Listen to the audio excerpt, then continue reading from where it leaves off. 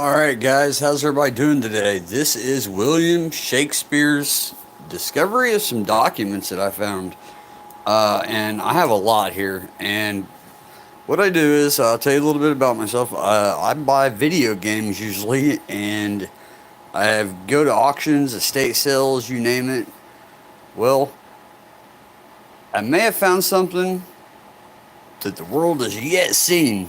And I say this because, well, through research, it says that no surviving documents or original manuscripts or anything written by Shakespeare's hand has ever been found to the public's knowledge. And we're about to change that today, folks. If we're not going to make some history, we're at least going to see some history, that's for sure. And there's a lot to go over, and it doesn't matter if I have any viewers or not. The fact is, I can put this video up for all to see. The videos aren't going to kick out or run out of time because I have a lot. I mean, we're talking today, we're talking, there's a portrait of Shakespeare. Well, Shakespeare's under that painting, for sure. That's a good one. I got original books, documents, manuscripts. I even have a print from the 1400s. I thought I said Witowski, and I looked it up, and the print has not been seen since it went to auction in the early 1900s. And it was attributed to a gentleman named Witowski. Well, I'm going to show you guys some stuff today. It may seem a little hard to believe, it may seem a little hard to fathom, but it's going to go off the charts. I mean, you say it's faked, forged, that's your opinion, and I'm a guy that already spends too much time on this crap, researching and studying, and through provenance, I realized that these items in my possession that I acquired are a part of, and if the man had a lot because he was an art dealer.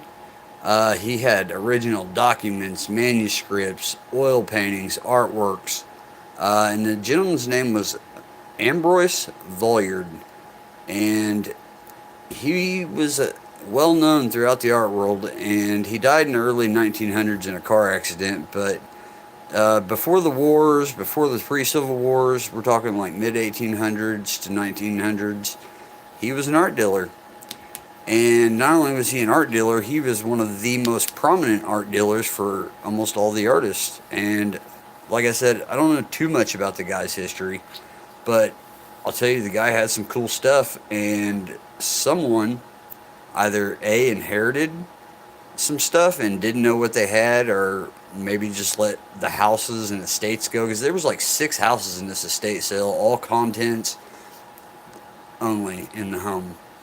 Well, I tell you what, I got dibs off of what came off of the first couple loads of the truck out of the house, and I'm not going to say the location where I live, but plus this stuff has migrated here from some of it from other countries, because whoever the person was, like I said, Ambrose Vollard, I believe he's very prominent and wealthy due to the fact that, I mean, I got postcards from family that have Eisenhower's signature.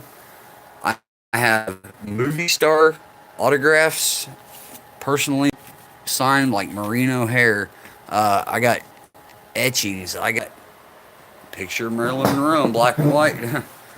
But Vollard was really famous for his, he was a printmaker, and he was an art dealer, so he collaborated with a lot of artists to do a lot of things. And he was real good friends with Picasso. I think he died around 1937 or a little after. But I know that was the last year Picasso had done etchings and prints to the Vollard suits. And some of those works are the most famous works that you can find on the market of, as far as Picasso drawings and etchings that are actually authenticated.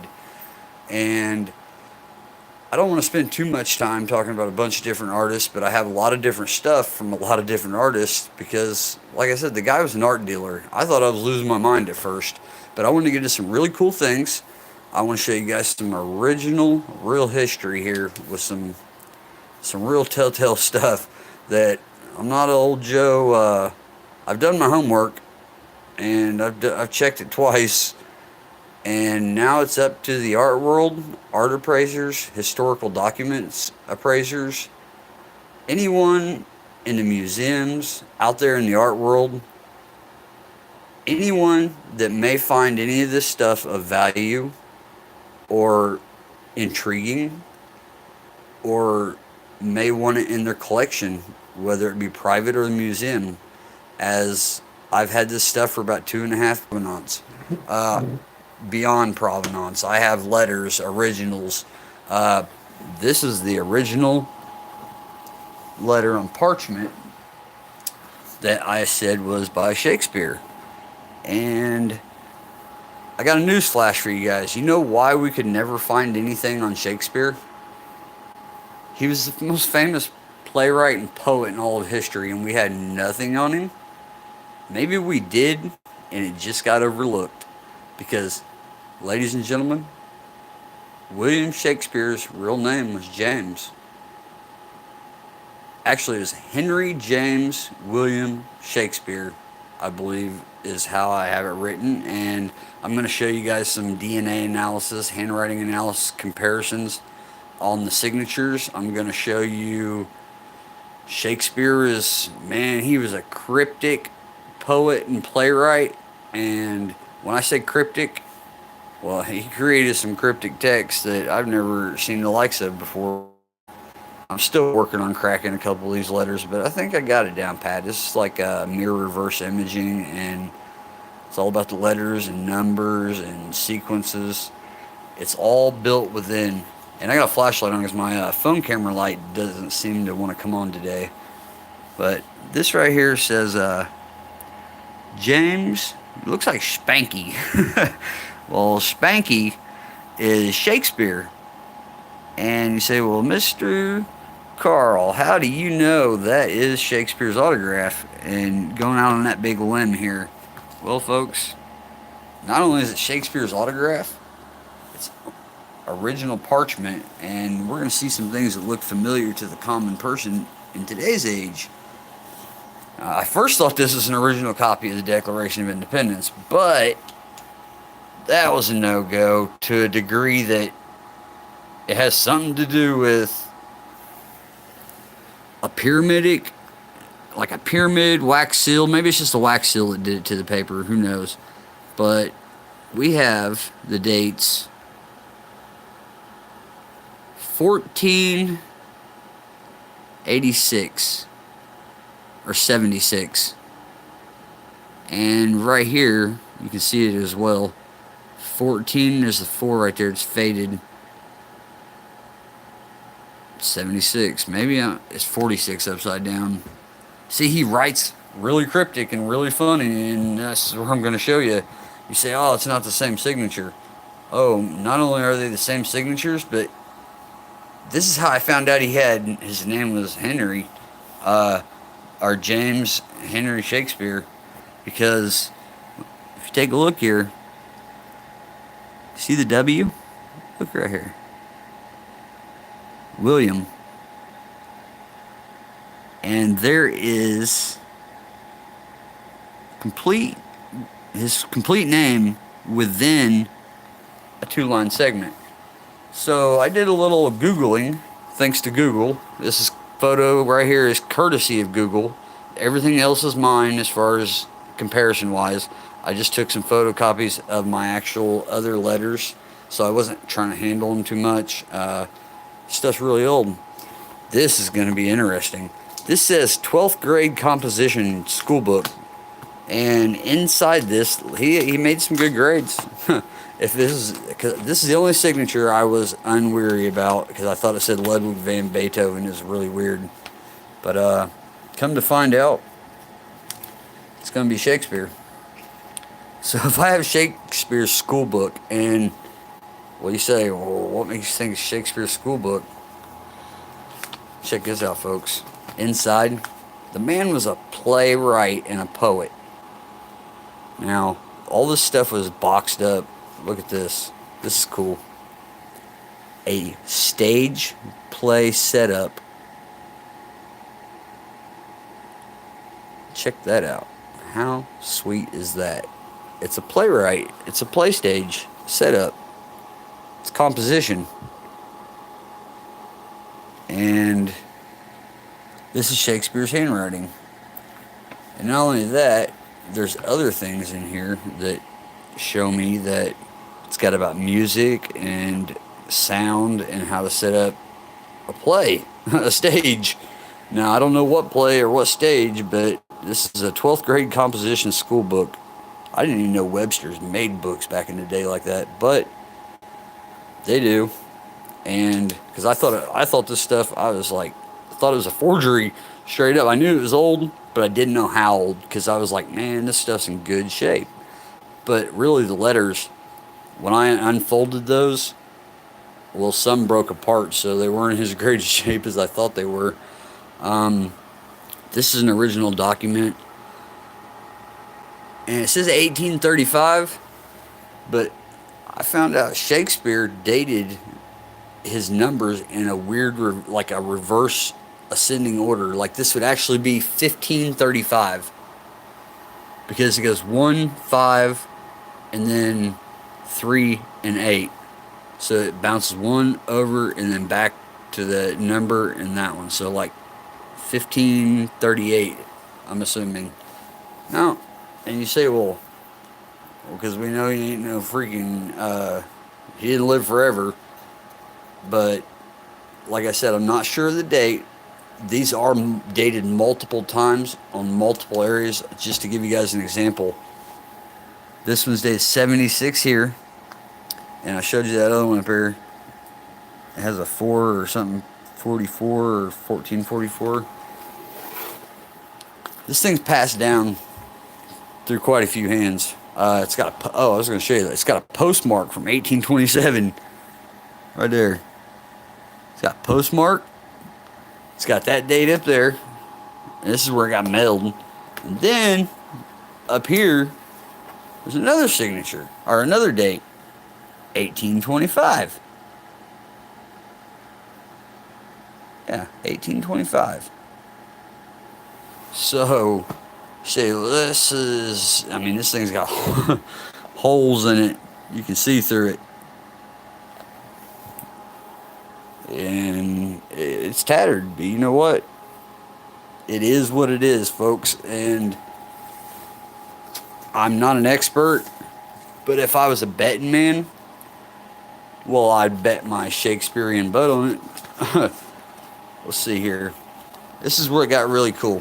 This is part of a photograph that I pulled off Google here, and yeah, I sliced it up so I could give you some side-by-side analysis. Now, if proven,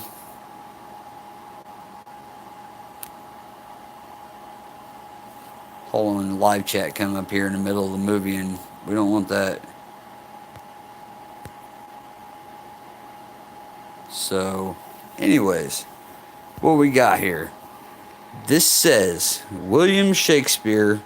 This is a book, a Hamlet, and it's signed in the book just like you would see his playwright, but like a small printed book.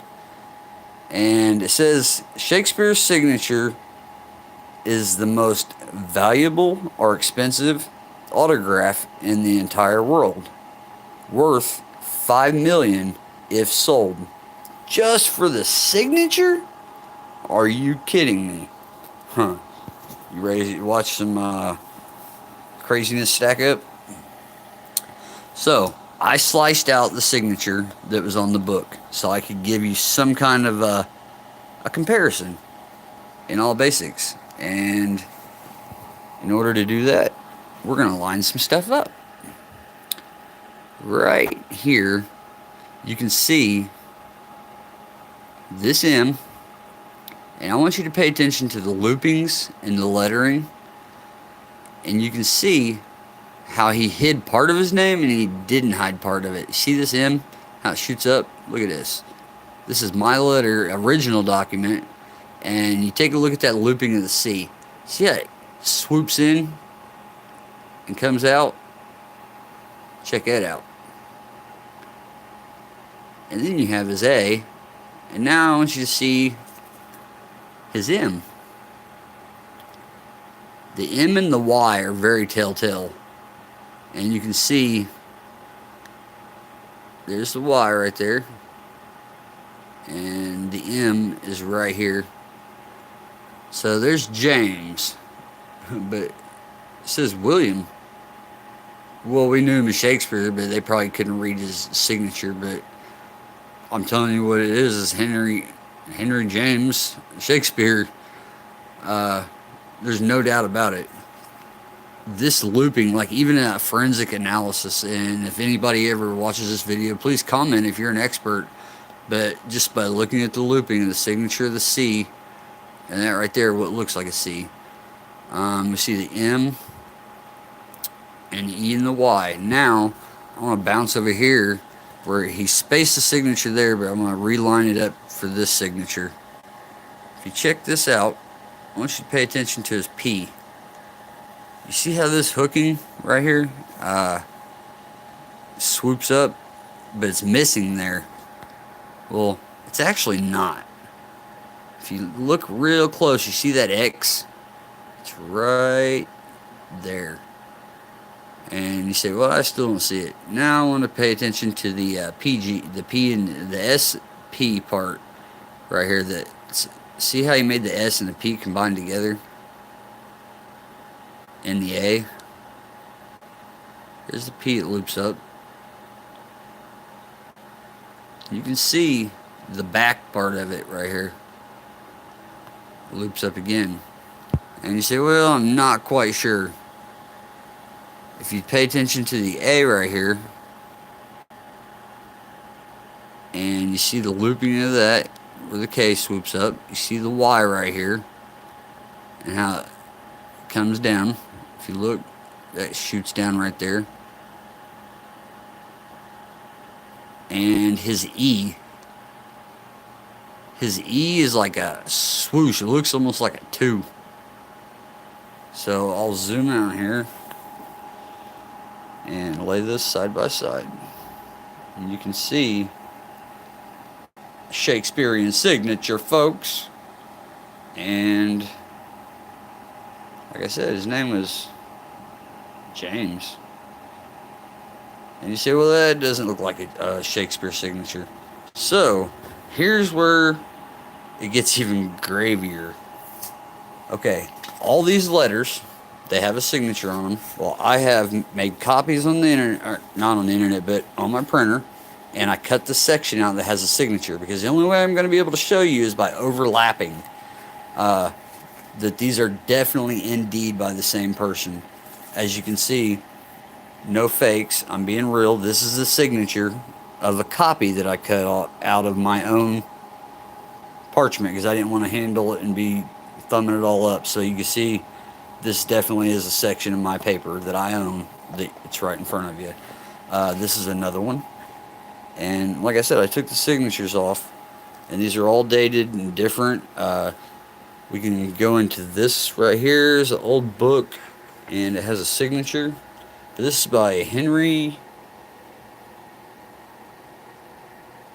William. It's Shakespeare. I thought it was Henry Longfellow. That's what he went by. Longfellow. That wasn't even his real name. How many names does the man have? Check it out. You see his portrait? He's sketched in the book. Here's your little sketches.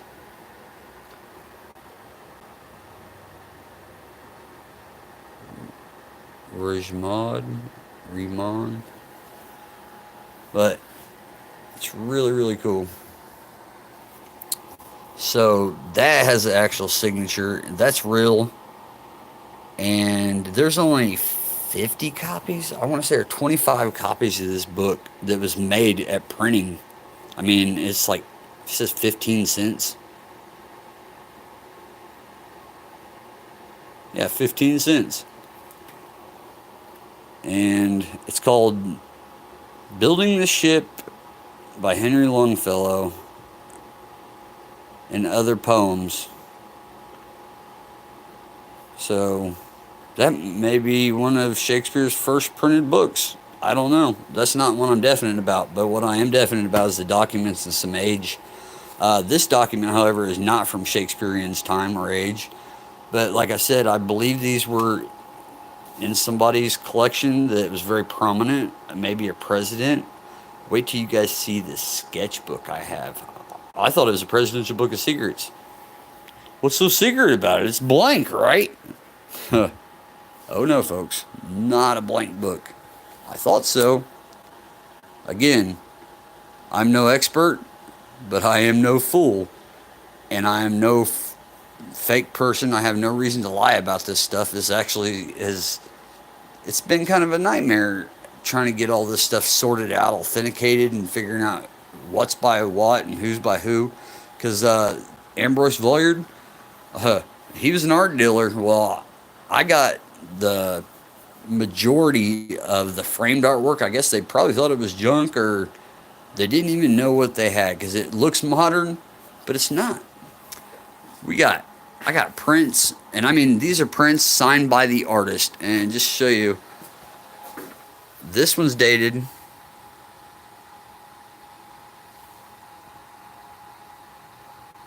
If I can get the light to come on there. Well, it doesn't want to come on. There we go. It's dated 1870 something. 1870. This one's dated 1892. Yeah. And it's down there in the corner as well.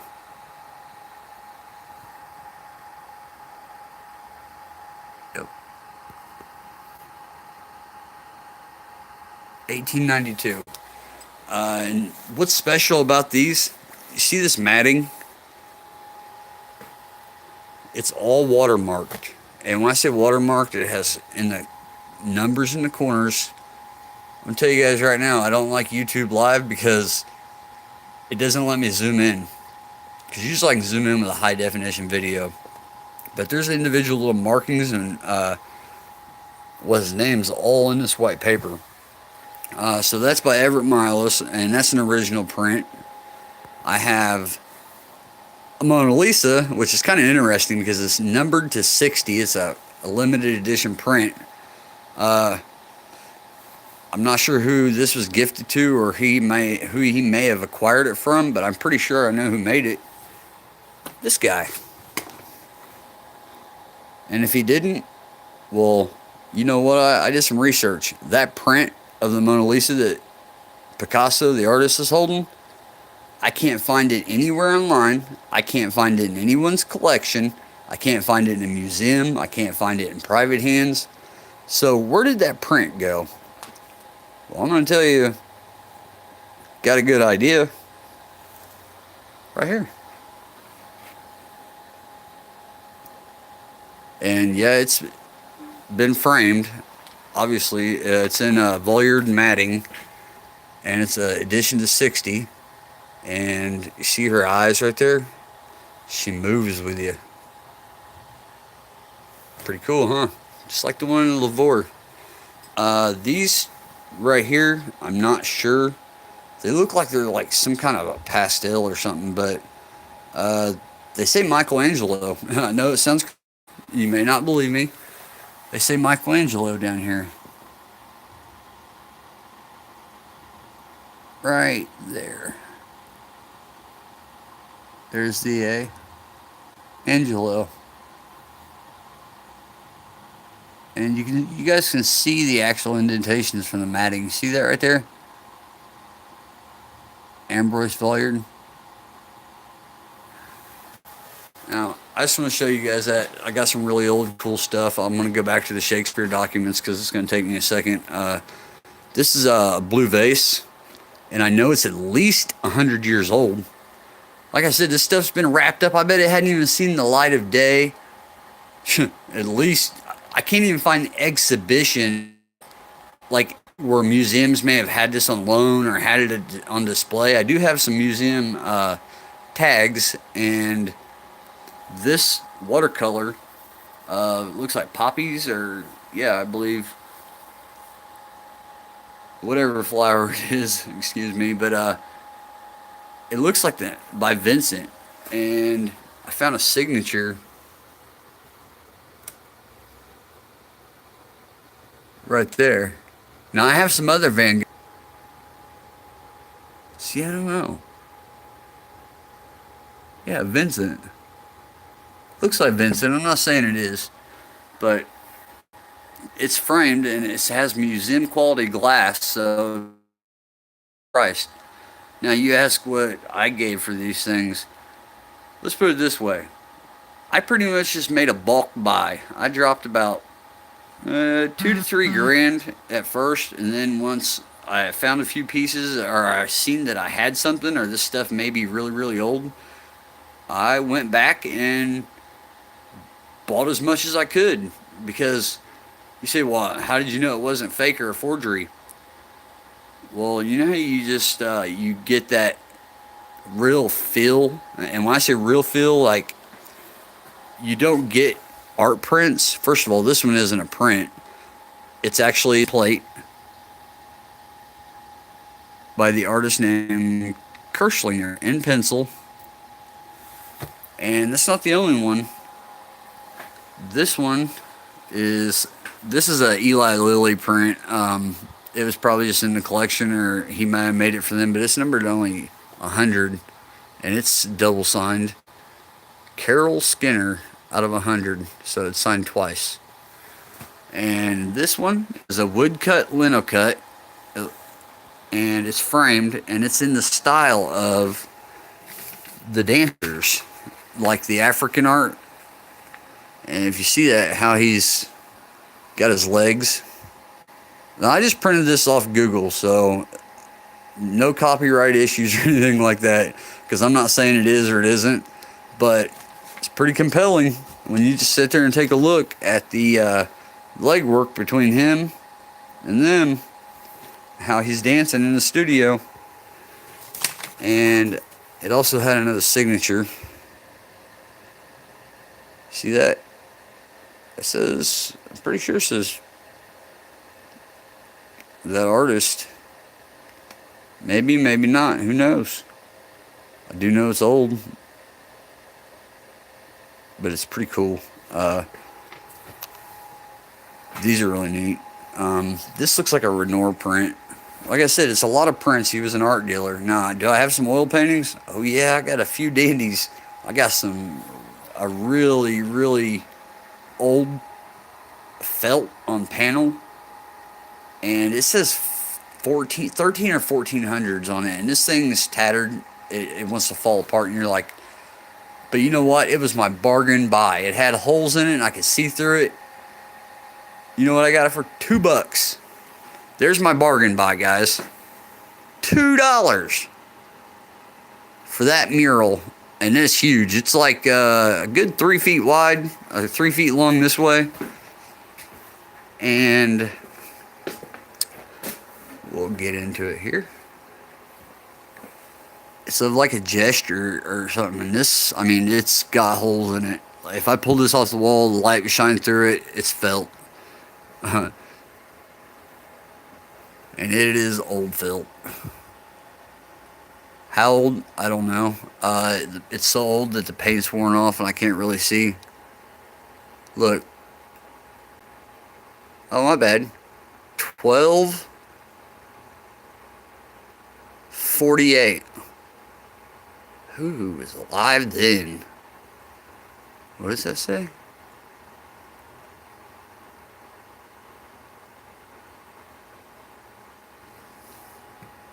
I don't know. You guys see that? There's a... No. It might be. Get out of here. That makes sense because I have other stuff. Dude. I have some old tools and stuff, and they say Leonardo on them. Wow. And this right here, guys, this is a masterpiece. It is a masterpiece. This is the right side panel landscape of Mona Lisa's shoulder. So, Da Vinci did Mona Lisa, and he had a study, and Shakespeare was alive around right before that time. What if they acquired? I'm thinking out loud here, guys. It's possibilities. Just the relationship as far as age range and closeness of Shakespeare and Da Vinci. I wonder if they were related. Could they have inspired each other? Could they have been together? I'm not even sure what country they're from. I mean, I know Da Vinci's from Italy, I believe, and hell, I don't think we know nothing about Shakespeare, but we might now. And I got some really cool stuff here. This is a completed version, and I say completed because he didn't complete very many of them. Charing covered cross bridge, Charing covered cross bridge, and it has a lot of signatures. And when I say a lot of signatures, around the bevel of this frame that's been painted, well, here we go. I'll show you. I can't explain what I can show you guys. If you look close in the bevel, there's signatures, especially right there's a signature. It's Picasso's signature, actually. And this is it's a Luncheon on the Grass version. I'm almost sure of it. And I said Charing Cross Bridge because you got to think, the Luncheon on the Grass series, it took place out in the forest. So this may, if it's by Picasso or Monet, look, there's more signatures going down the bevel here. This is incredible. You see that?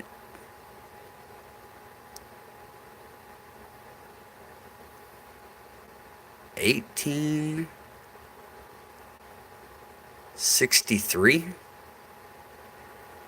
Now these things are in good shape, and I wouldn't know why anybody would forge something like that and throw it in the sale. These would take a lot of time and a lot of work. Well, hell, why would you even forge something and carve out your own hand frame? And why is there inscriptions around the edge like someone's owned this before? You see that? There's writing all through there. Can't get my big fat finger in the way, but right in here. Check it out. And along the bevel in the gold right there. And I mean, there's one signature here. One signature up in this one, right here in this part. It's all along it. And including, it says, okay, here's the artist's signature. J. Jordan, or Jardian. Now, there's a series by famous artists that did it and signed this way. And it's really hard to find and look up. If you look, it's not Jordan, because you see an M right here. It's an anagram. I believe it's Edgeworth Monet in an anagram form. And I may be wrong, but that is definitely an M. Adroj.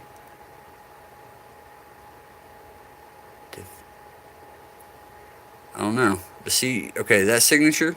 Now, here's a Picasso signature. You see the P, and here's the blue under it. You see the P right here, and Picasso's signature, he throws a line up under it.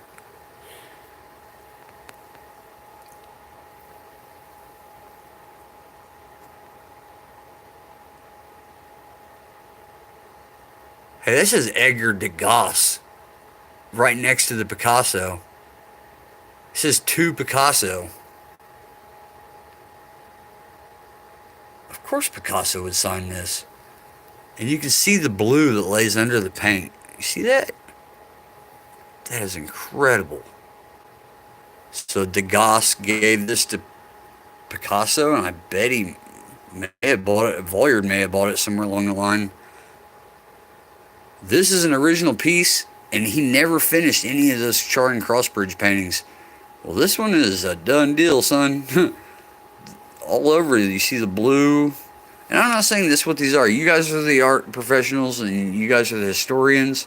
You know what you're looking at maybe better than I do. And that's why I'm kind of making this video. So I'm reaching out to those people. This right here, this says my first artwork ever. It really does. And it is falling apart. And you guys know what this is? Huh. You guys ever watch Oak Island? See them feathers? See that? How the guy with the glasses, and how, you guys never guess in a million years what that is. It is the key to solve the water trap on Oak Island. The flood, how it keeps flooding every time they come into a tunnel. I don't watch that show, but I know a little bit about it. But I definitely know what this is, because it's a map. And it shows you, see them 5 chutes? And they couldn't figure out how to get in it. You see how like it cuts over, and there's one up here that just shoots that way, and you have to loop in. It's a freaking map. It's a masterpiece. And it says it's my first artwork ever. Now, I don't know whose artwork ever, but there's a signature. And it says 1441. And I believe that. I do, man. I don't even want to touch this thing. It's like, you see it up here, it's coming apart. I can't do nothing about that either. It needs a preservation person, like in a major kind of way. It needs some TLC. Leonard, that's impossible. That's impossible. That would be worth a lot of money. Well, I don't know how old Oak Island is, and maybe that was his Da Vinci Code or something. Who knows? Don't matter anymore. They figured it out. I mean, I did write the show and tell them, hey, I think I got your water trap figured out. So it's a useless, it's art now. It's not a map. It's useless in that fact. I mean, they probably got whatever they wanted off the island, or it was probably even long gone. And this painting, I'm telling you, the signature on it is a style of 1916 or 1910 is the date, and it looks like one of Picasso's older style of signatures. And I'll let you guys be the judge here.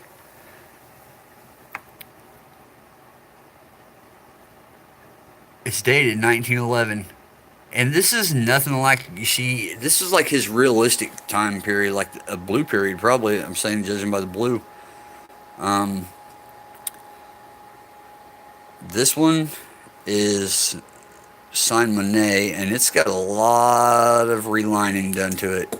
And I'll show you guys here. I'll take this one off the wall. This one's been relined, or no, that one's still in the original stretcher keys, but it has been relined. This one shows signs of provenance and relining. And I mean, you see the holes, it's no joke about it. It's definitely been redone. So there's that. And I'm going over the artworks because this is all part of it. I might as well get it all done. I'm not trying to be annoying and act like I know what I'm talking about, because I have no clue when it comes to how much stuff I have by all the collaborations of all these artists. I mean, when you're dealing with an art dealer, it's like dealing with the whole art world. You got a little bit of everything from everywhere. This is a John Audubon, or John James Audubon. It's a cedar waxing, and it's signed in plate. Actually, this one is too. And I've looked online and I can't find another one of these like this. It's got multiple inscriptions.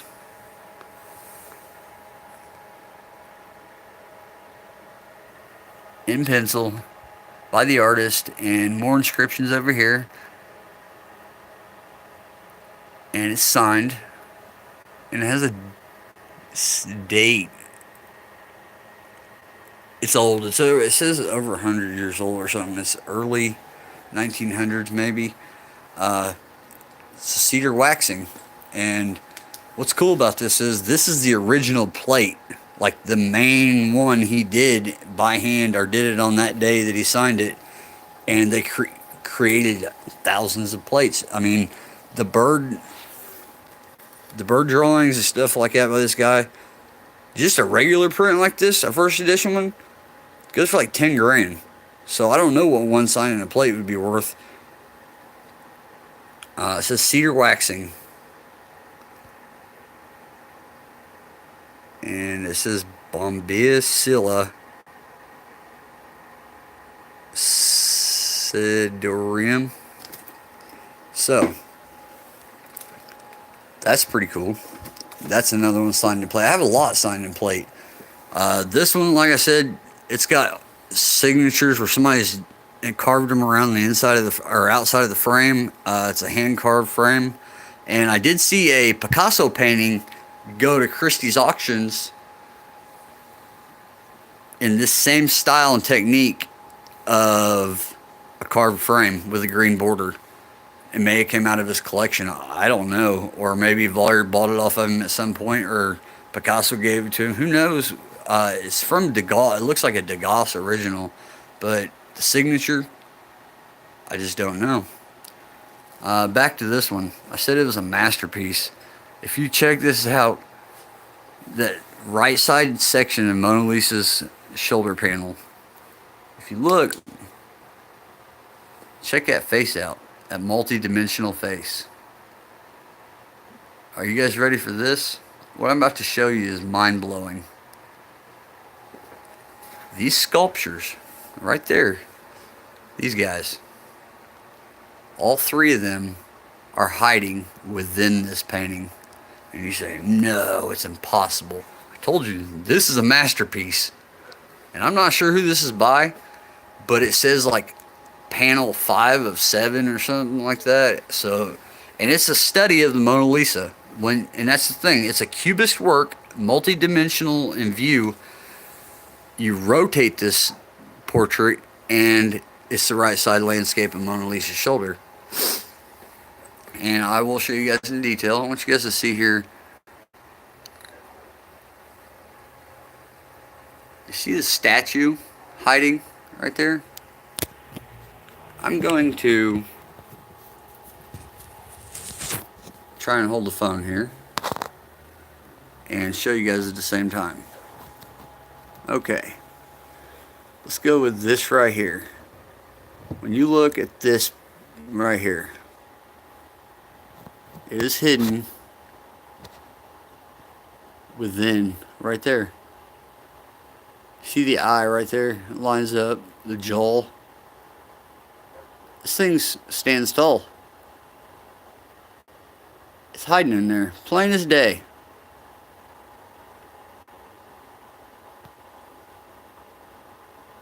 And it's pretty old. It looks like them statues off like the Easter Island show. So this statue's in there, and it's got markings on it. I don't know what kind of markings, but what I do know is it's pretty crazy. Because when you look at this thing, well, it has signatures all around it. And I'm not sure exactly what they say. I hate using this light. I wish the video would work. Looks like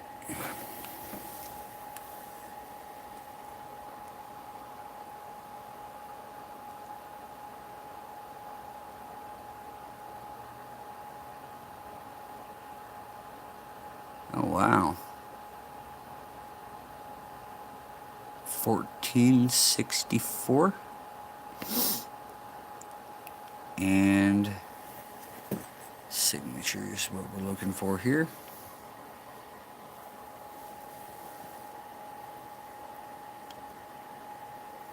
There's one right there.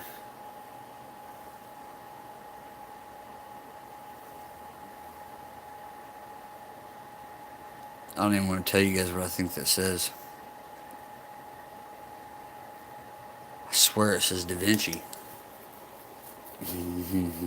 What if the Mona Lisa painting wasn't the only painting? What if there's panels? Like her background, and I say that her background, her foredrop, like this. Here, I'll just go ahead and show you guys. That's incredible. If that is what it is. Okay, here is the portrait right side up. And if you look, there's a rock line right there. It's like a walk line right there. You know, and if you tilt it to the side, you get a cool face. And you see them figures in the side right there, just like chilling. And I took some other photos so you can see the outline. There's the face I took separate. You see the statue, the nose and the eyes lines up. I told you it's a masterpiece. I don't care who painted it. I don't care if it was by a Ninja Turtle yesterday. That thing is cool. And you can see it's hidden within the shadow right here. It's not. You can see it better when I. There you go. And this one's in there, the big bearded guy. So all them sculptures are hidden in that painting. I'm telling you, I have a lot of time on my hands to discover all this. Provenance, we can go over that a little bit. I have movie star autographs, postcards. I even got a picture of the postcard, Picasso. And for provenance, it's a real picture photograph. And if you look, the little boy is Picasso at a young age. And you see his sister Lola, and I'm not sure they had another sibling in there, maybe a friend of the family's. But this is an original photograph. And I found this online, so I can't get sued or anything because what was available online, and I happen to have an original copy of it. I mean, like I said, I ain't got nothing against anybody. I just want to get rid of this stuff to a degree that it would make other people happy. It doesn't belong in my cooped up garage that looks like a museum, but used to get visited like a museum. But I've made so much discoveries and I've went in so many directions. People are just, and some of the discoveries, I mean, it's blown them away. Like finding those sculptures in that painting. Who's gonna go buy a bunch of stuff and be like, oh, these wood things are in that painting hidden? No, art is in the eye of the beholder. And when you wake up to things and you see things every day, well, I pay attention to detail, in great detail, in all things, and I try to leave facts, or I try to give my understanding of how I came to the conclusion that I'm giving in a sense that is understandable, because even to this degree of sense of all that I've discovered, what I can say is I can't even fathom what I have here, nor do I know what I have. But I can tell you, to sum it all up, I have a lot of artworks and oil paintings and prints by artists that are very well known and famous, and they came out of someone's private collection where someone had passed away, or they just, if you're rich, you got 10 houses, you forget what you got there. Oh, sell them the houses and the contents. Well, I'm telling you right now, there's some stuff in here, and this oil and felt, I got this for $2. $2. I said it with $2. And I'm not saying that like egotistically or bragging. I don't care how old it is, but when the thing's got holes and it's tattered and it's falling apart and the paint's peeling off of it and rolling up, and it's got like, you can see the old nails and the felt, that's worth $2 to me all day long. Even if it doesn't matter who painted it, because someone took their time, and that's worth more than $2. And the fact that this thing's even survived. Let's say Rembrandt? It may be. This thing is old and it needs some heavy, heavy, heavy museum maintenance. Now, I believe that is a. Looks like Leonardo. I'm not sure. I don't know his style and technique. Someone would be able to tell me. But an X-ray. Actually, I wouldn't even X-ray this thing because it might fall apart when it comes out. There's the date though. It's like 1240 something or 1250 something. So how old is that? That's like 500 or 600 years old. There's no way. That thing needs to be in a museum, folks. I mean, that's just my personal opinion. And I have other oil paintings. This one's a Monet for sure, Edward Monet. The signatures are right here at the bottom, and it is his style and technique. I've definitely figured that one out. Edward Monet,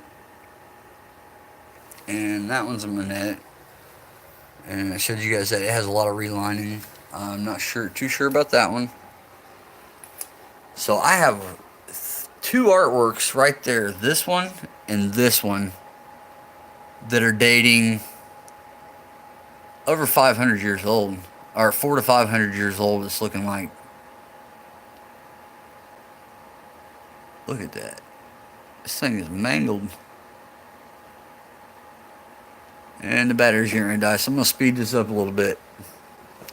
Here's another oil painting. I actually got this one from a friend of mine. It didn't come out of this collection. And it's a couple guys in a boat, and they're going up to looks like a brothel maybe. You see like women right there in the windows. And there's a signature right here. And I'm not sure who the artist is. It's signed B. Young on the back.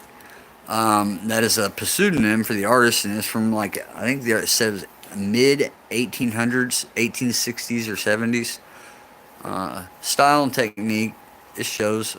I mean, actually, I think it's one of the coolest.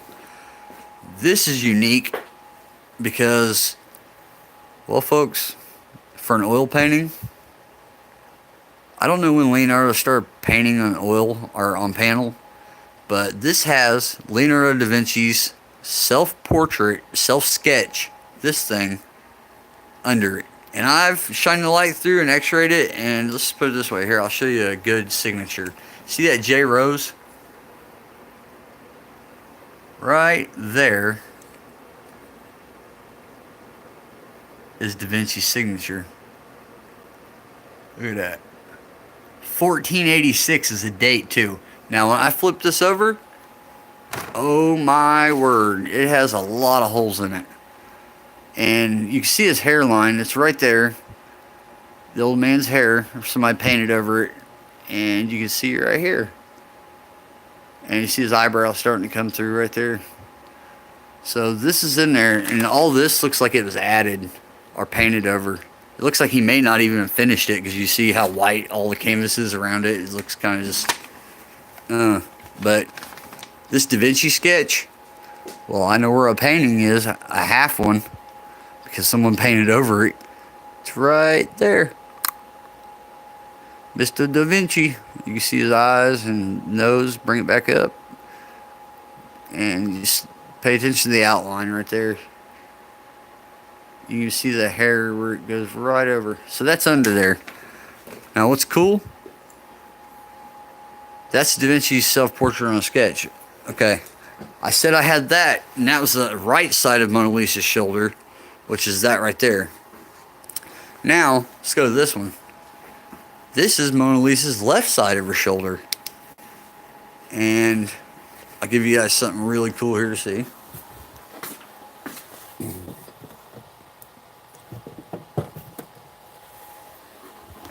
I'm going to give you guys a side-by-side comparison.